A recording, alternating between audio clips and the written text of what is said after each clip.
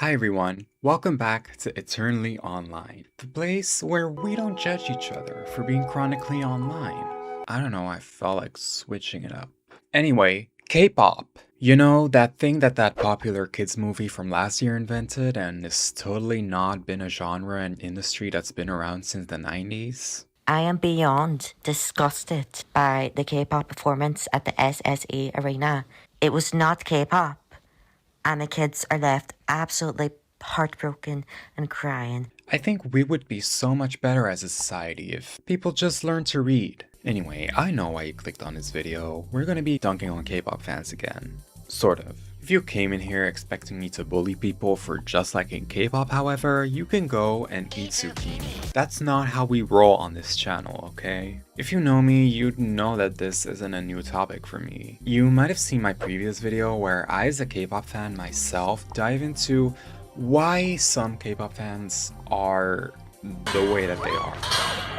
You should go watch it, but only once you're done with this video, of course. Well, lately, there has been another K-pop related topic on my mind, namely the absolute excessive amounts of consumption that the industry promotes. Destroying the well-being of their idols wasn't enough for the K-pop company XX, now they need to destroy the planet too, leading us to these absolute insane images of heaps of albums just lying on the street, waiting to be disposed of in a landfill. But I'm getting completely ahead of myself here. Let's start at the beginning. I think the most obvious thing people imagine when they think of K-pop overconsumption is probably the industry's consumer culture. Now that we're deep into the 2020s and physical media like CDs have become obsolete after the general public has switched over to streaming services, physical media is surprisingly still such a core component of the K-pop industry even today. Pretty much every K-pop artist still releases physical albums with not only a CD inside, but a buttload of other trinkets, including but not limited to Polaroids, stickers, and probably most famously, or infamously, photo cards. Cute little mini cards of selfies from idols that fans carry around as accessories, but also trade and sell for...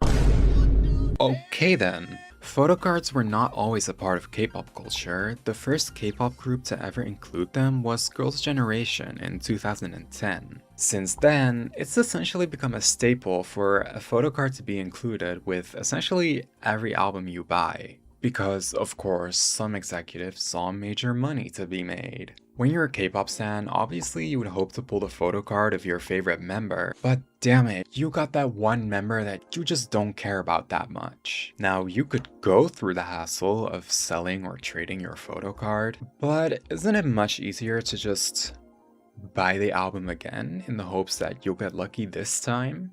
And thus, the gotchification of K-pop was born. This is probably one of the most controversial things about the consumer culture, to the point that it's also reached outside of K-pop spheres. If you're a collector of photo cards, or you just really want to pull your favorite member, you're essentially forced to gamble that chance instead of just being able to choose what you receive after already spending an ungodly amount of money on an overpriced album.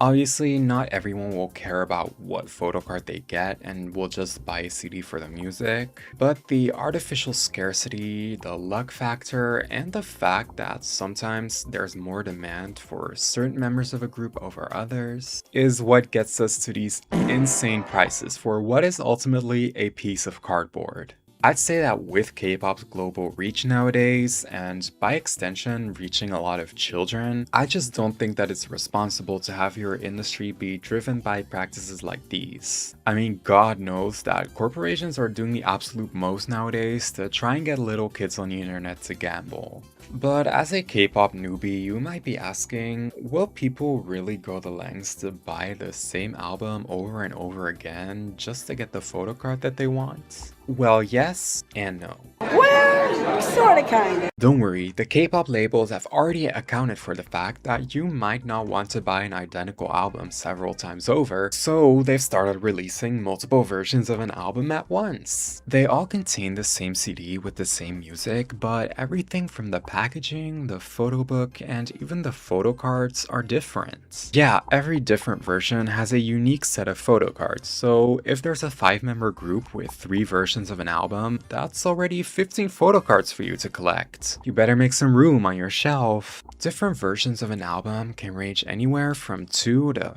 15, making a complete collection virtually impossible. That doesn't stop them from trying though. Hell, they don't even need the different versions to justify buying the same thing several times. They'll make their bedroom look like a warehouse just to boost their favorite group on the charts or win a fan call with their favorite idol. You know, with the parasocial relationships and all, some people wouldn't mind spending the equivalent of a house mortgage if it meant that they could spend 1 minute making their idol uncomfortable on a video call. To be fair, most of the people spending this much money are adults who can decide what they spend their hard-earned pennies on. But I still find these business decisions just so scummy coming from the companies. The only reason why they release such an egregious amount of merchandise from basically the same thing is because they know that they can get away with it and people will buy it regardless. Like I said earlier, I'm also not a fan of the implications that it has for our environment. There are countless of stories on Reddit of people just taking the photo cards and then throwing the actual albums in the trash like it's nothing. It is also fair to acknowledge that this isn't exclusively a K-pop thing anymore, as a lot of artists in the West have also started participating in this, although the success of the practice in K-pop has probably inspired them. Talking about you, Miss Taylor, releasing 4 variants of my new album with the promise of 1 exclusive bonus track each, only for me to drop all of them on streaming on the same day anyway. Swift. Now let's talk about a completely different type of overconsumption. Concerts. Now how the hell do you overconsume on concerts? It's a one-time thing. One word, scalpers. You might have heard recently about this indie K-pop band named BTS doing a humble world tour. Of course, BTS is by far the most successful K-pop group in history, so it's not really a surprise that their tour sold this well. The demand was so high that even the fucking Mexican president asked South Korea personally to add more Mexican tour dates. Cause apparently the entire country of South Korea is one sentient being who gets to control what an artist living there does. But unfortunately, and probably not unexpectedly, a lot of these tickets ended up in the hands of scalpers. Scalpers are nothing new, they're like brooding little goblins in the dark. They take advantage of the demand for concerts by buying an ungodly amount of tickets to later sell at an increased price. I think everybody remembers the absolute insane drama that was the ticket sale of the Eras Tour a few years back.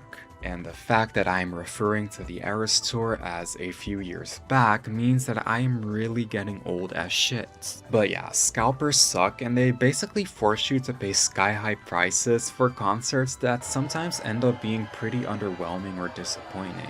This is $450, that is $35. It seems like specifically in response to this BTS tour though, Korea has started cracking down on scalpers, so good for them I guess. Another kind of absurd phenomenon I've personally noticed with K-pop fans is that there are people who make it their goal to visit every single tour stop of their favorite artist or group. I've gone to my fair share of K-pop concerts, and I've regularly queued with people who would gossip that those people a few spots away from us were the much feared sasaengs, who were seen attending every previous stop of the tour too. Hey, concerts are fun, but I don't think I'd be very entertained anymore if it was my 5th time seeing the exact same show in the span of 2 weeks. And also, do these people not go into debt? I mean, have you seen the ticket prices of K-pop concerts lately? And the cost of catching several different planes to go to different countries? All the hotels you have to pay for? I'm convinced this is something you can only do if your mysterious late rich aunt has conveniently left millions of dollars for you in the will. I'm positive that absolutely no one will understand that reference, but it's fine. On the other hand, with the parasocial relationships that the K-pop industry is known to feed and perpetuate, take a shot every time I say K-pop or industry in this video. They don't even feel like real words anymore. It could very well be plausible that these are everyday median income people spending this insane amount of money just to be 5 feet away from their fave.